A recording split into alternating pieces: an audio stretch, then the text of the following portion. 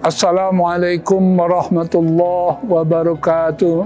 Dengan penuh rasa syukur, kami FKUB Sumatera Selatan mengajak seluruh masyarakat untuk terus memperkuat kerukunan antar umat beragama.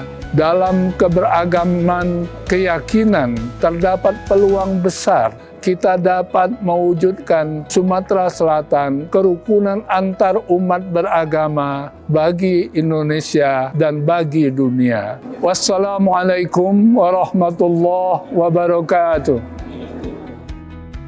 Assalamualaikum warahmatullahi wabarakatuh. Salam sejahtera bagi kita semua. Dalam semangat persatuan dan kebersamaan, saya mengajak seluruh masyarakat Sumatera Selatan untuk terus menjaga kerukunan antar umat beragama. Perbedaan keyakinan adalah anugerah yang memperkaya kebudayaan dan kehidupan sosial kita. Sehingga pembangunan di Sumatera Selatan pada khususnya, Indonesia pada umumnya, mudah-mudahan dapat berjalan dengan baik menuju negeri yang baldatun thayyibatun wa rabbun ghafur. Demikian, terima kasih. Salam dari Sumatera Selatan. Assalamualaikum warahmatullahi wabarakatuh. Salam sejahtera untuk kita semua. Amin.